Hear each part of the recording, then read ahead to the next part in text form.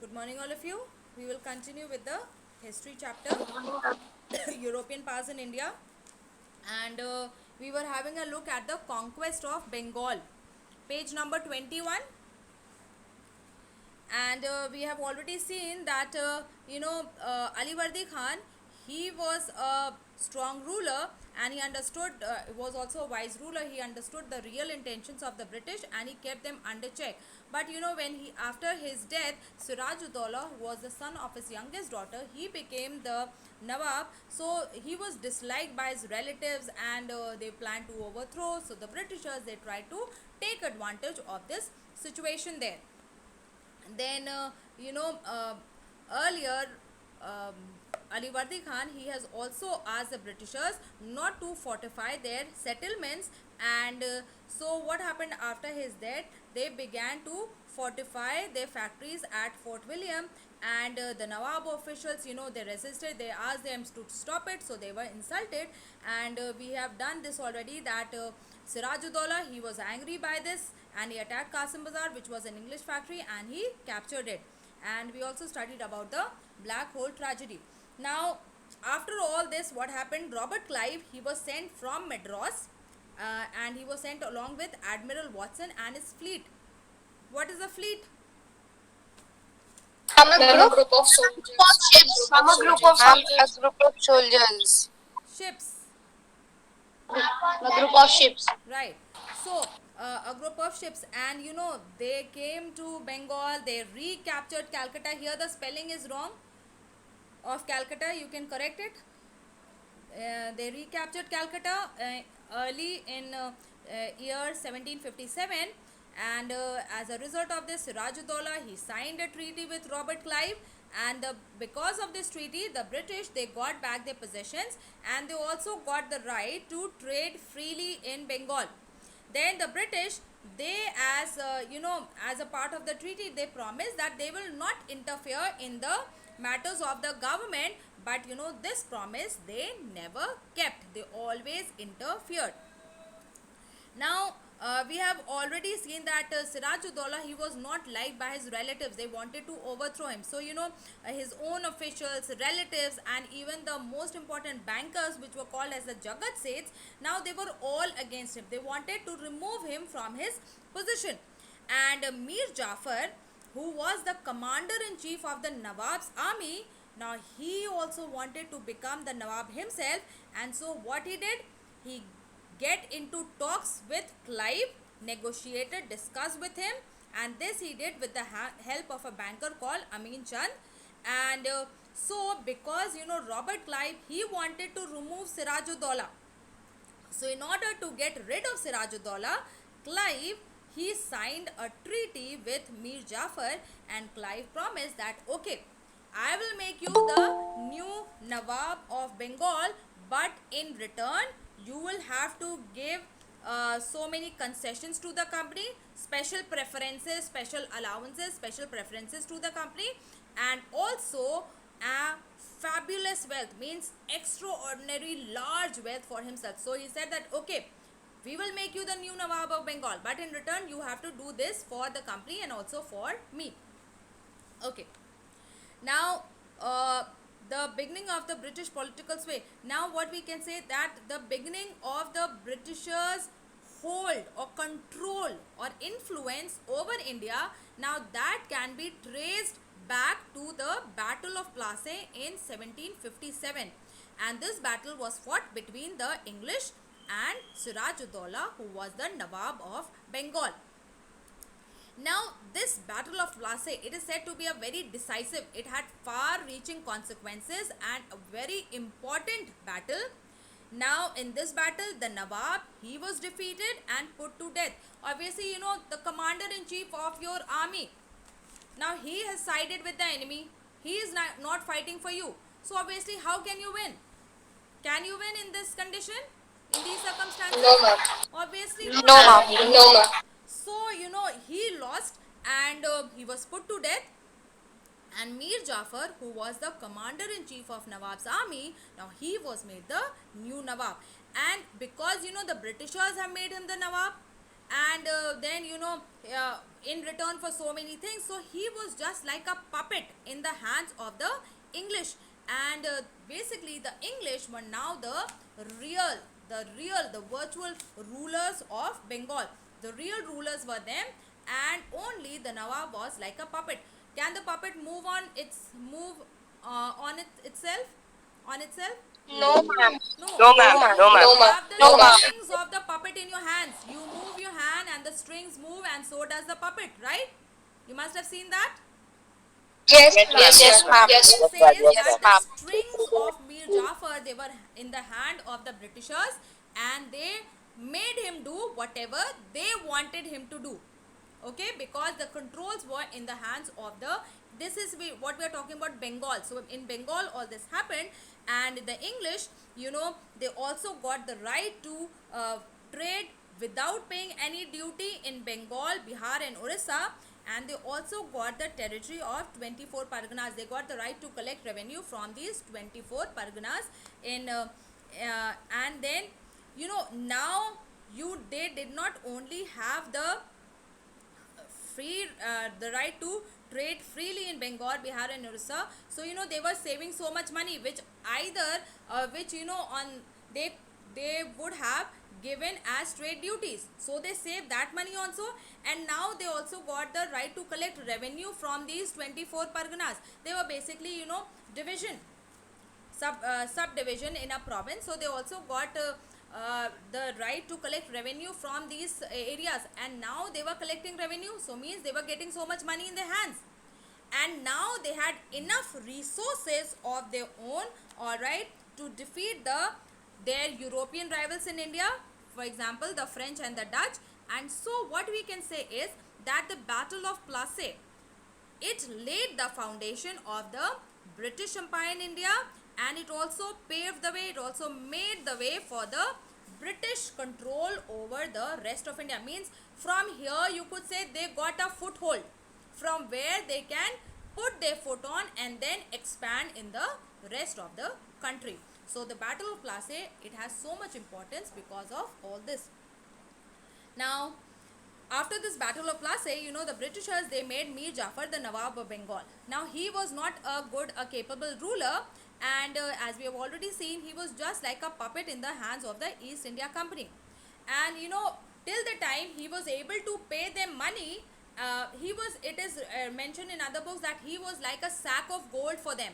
Whenever they needed money, they put their hands and they took out the money. But when he refused paying, when he did not have any more to pay, or he refused to pay, so they removed him and made Mir Qasim, who was his son-in-law, as the Nawab of Bengal. So till the time he was doing as they wanted, okay, he was the Nawab. When he said, okay, I don't have any more, I don't want to give any more, so he was removed, and Mir Qasim, his son-in-law, was made the Nawab of Bengal. Now Mir Qasim, he was an able ruler. Earlier, because they made Mir Qasim the new Nawab, so he also had to give them certain grants and concessions. But because Mir Qasim, he was an able ruler, so he tried to free himself from the control of the company. And he was the last Nawab who tried to stand and take his authority, all right.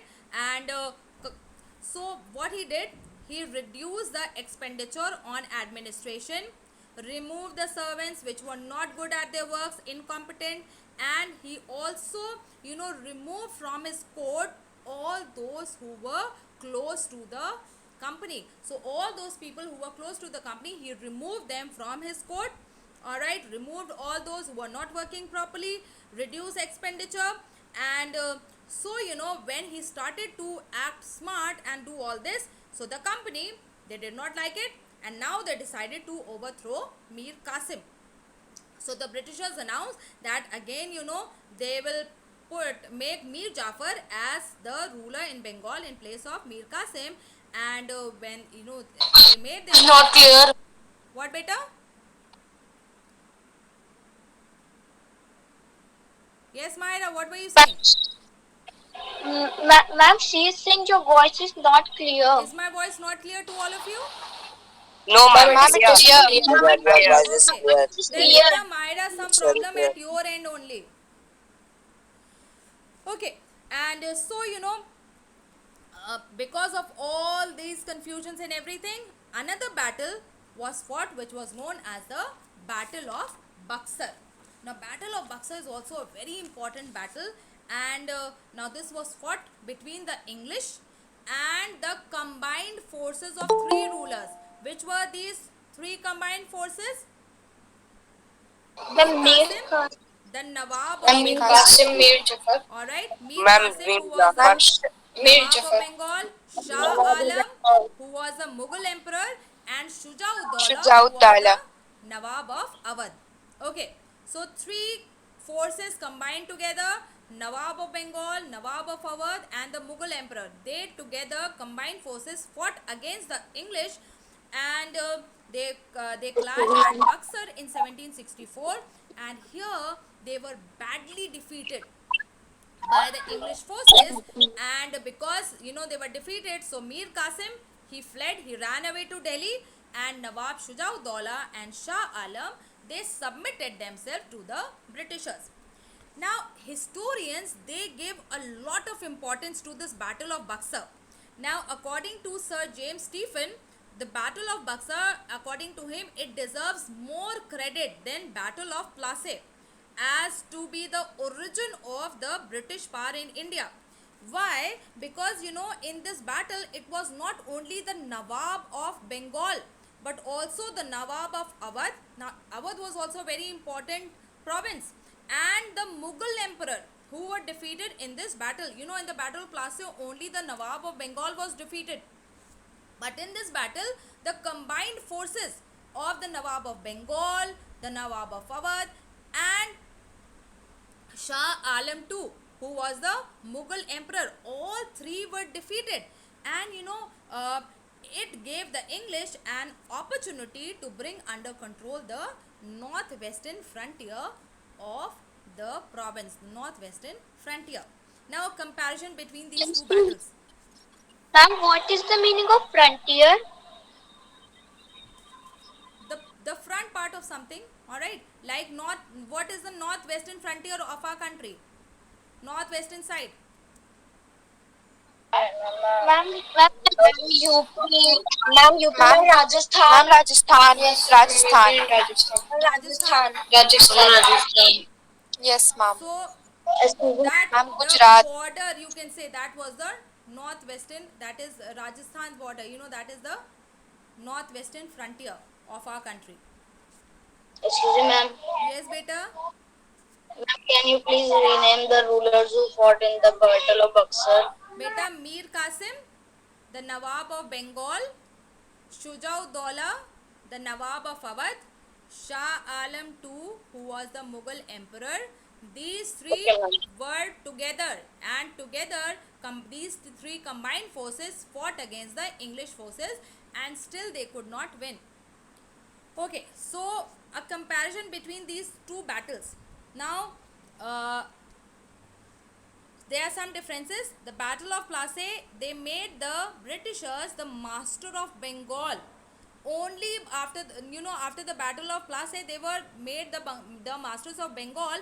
But after the Battle of Buxar, the British, they became an important political power in India. Not only because now, not only they have defeated the Nawab of Bengal, but they have also defeated the Nawab of Awadh and even the Mughal emperor. So obviously it had so much more importance, and so much more area came under their control, because we have already seen that Shujauddaulah and Shah Alam, they submitted.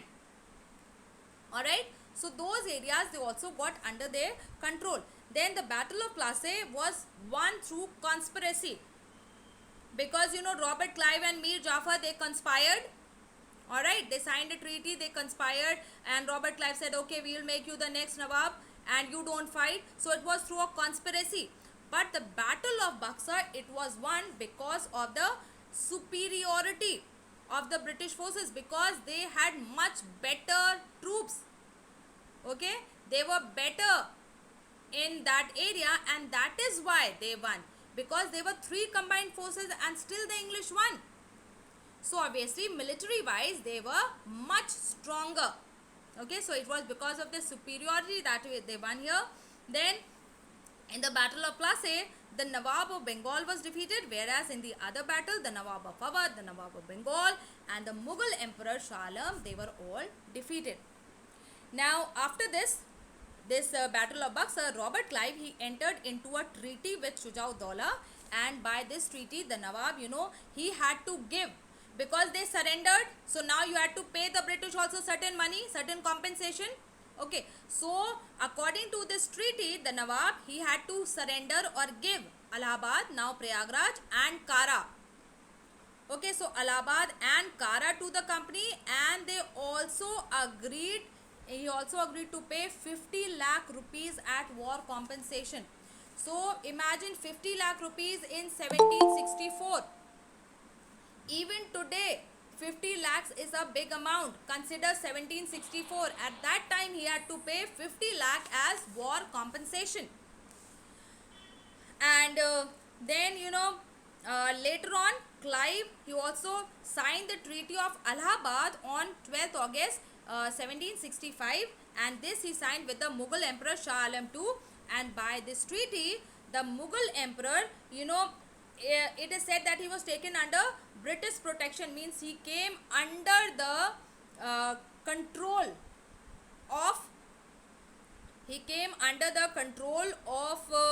the East India Company, and they said that okay, you come under our control, you come under protection, you confirm that okay, we are superior, you are under us, all right, we dominate over you. And then he was granted an annual pension of 26 lakh rupees. And so they said that okay, first you come under our protection and we will give you 26 lakh rupees per year, and in return you have to give a farman or an order. And according to this order, what did they wanted? They wanted the Diwani rights of Bengal, Bihar and Orissa in perpetuity, means lasting forever, not what 2 years, 3 years, 5 years, 10 years, means till the time the Britishers were there, they could collect the revenue from the districts of Bengal, Bihar and Orissa. Now the Treaty of Allahabad, what we can say is that it marked the end of Nawab's authority in Bengal, and it led to the establishment of a dual government. Dual, as the name suggests, two governments. Okay, the name suggests dual, two governments. Now by this system, what happened, the Nawab, he had to look after administration, because he was still the Nawab. So he had to look about the governing, the administration of the entire province, keeping law and order and everything. But the company, they were in charge of collecting revenue. So how does the government provide the services to us? How do they provide the services? We pay them taxes. With the tax money only they do it, right? Yes, ma'am. Yes, ma'am. And now what happened in Bengal, the English, they were collecting Yes, revenue. ma'am. And who had to provide them services? The Nawab. So how will the Nawab provide them services without any money? You understand this situation? So the Nawab, Yes, ma'am. he had all the responsibilities, but he did not have power, no money in his hand. Whereas the company, they had all the power, they had all the money in their hands, but they did not have any responsibility to fulfill. Means they were not accountable. Nawab was accountable, he had to give answer, he was responsible for doing everything for his people, but no money. The Britishers had all the money and no responsibilities. Okay.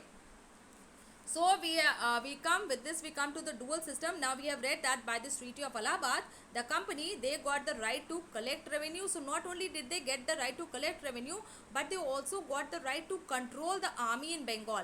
And at that time, Bengal was a huge province. It comprised of even today's Bihar and Orissa. So Bengal was a very huge province, and it comprised of today's Bengal, Bihar and Orissa. So not only did they get the revenue rights, but they also got the right to control the army. And Bengal was the richest and the biggest Indian province at that time. And so so though the Britishers, they had all the power, they had the right to collect revenue, they controlled the army, so the power was in his hand. But the Nawab, he was supposed to look after the welfare of the people. This is known as dual government. Now this dual government, it basically proved very harmful to the people of Bengal. Why? Because one thing, the Nawab was not able to do much for the people.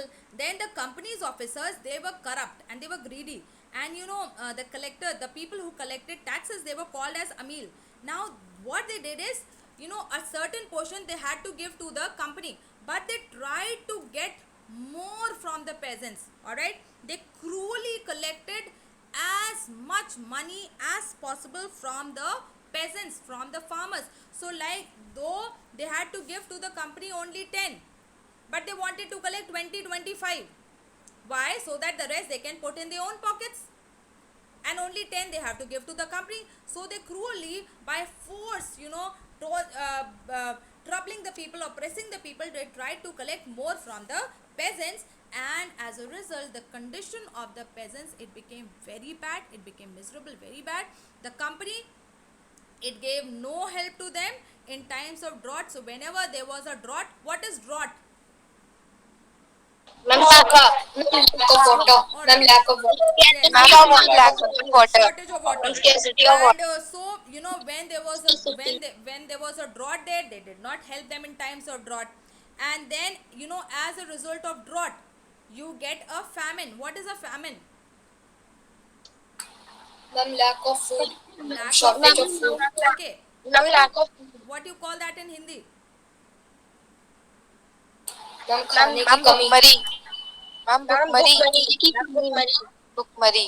Or one more word starts with a, Akal. right? Okay. And so a famine, it broke out in Bengal in 1770, and it led to a huge loss of life. And why huge loss of life? So famine, people did not have much money, all right, loss, shortage of food grains. Then they had to pay so much taxes also to the government. All right, the Nawab, even though if he wanted to help the people, he did not have the money, the resources with him. The company, though they had the money, but obviously they were not concerned about the welfare of the people. So many people died because of this famine. And the income of the company also fell, because now there is drought, famine. Even if you beat and flog the people, the peasants, when they don't have any money to eat, how will they give you? From where will they give you, right? And so the income of the company also fell, the income of the zamindars also fell. So keeping in view the defects of the system, Lord Warren Hastings, he abolished the dual system in 1772, and Bengal as a result came under the direct control of the company.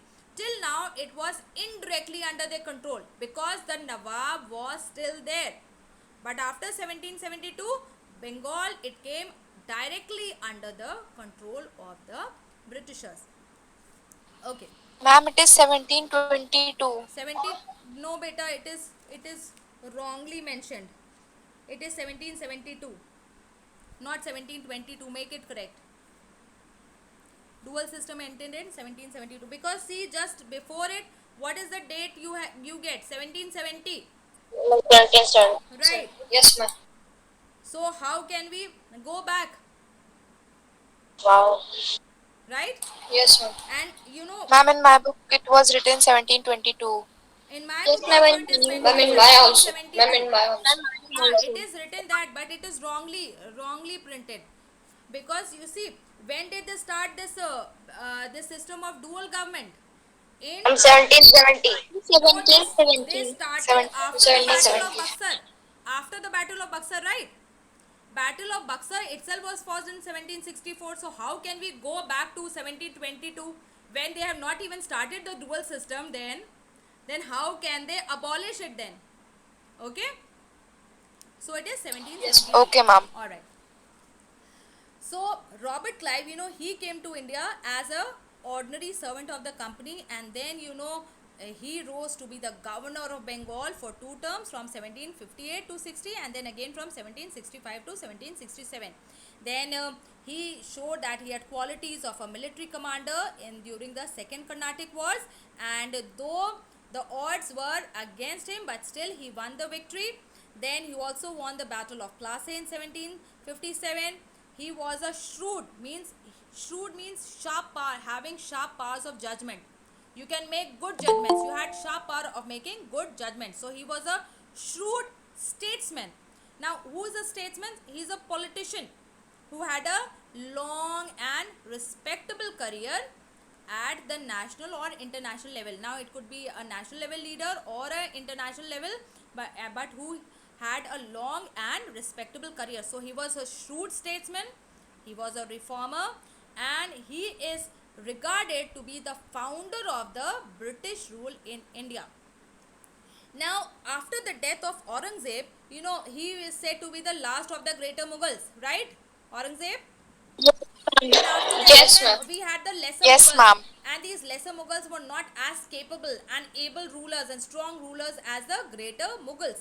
And so, after the death of Aurangzeb, India lacked the political unity during the 18th century, and then Marathas were also defeated in the third battle of Panipat. So it also weakened the possibility that another strong power will rise in India, and so it dashed the Marathas power to the ground, and the Britishers, the English, they took advantage of this weakness of Indian rulers, and so the English, they started wars against the rulers of independences, means the rulers who were independent, strong in their own small areas, in their own areas. So those who were independent rulers, they started to wage war against them, and then they were successful in these wars, and finally they established the British Empire in India. Okay, so that was the chapter. Have you understood the chapter? Yes, ma'am. Yes, ma'am. Yes, ma'am. Yes, ma'am. All right. Okay, so for today we'll have to stop here.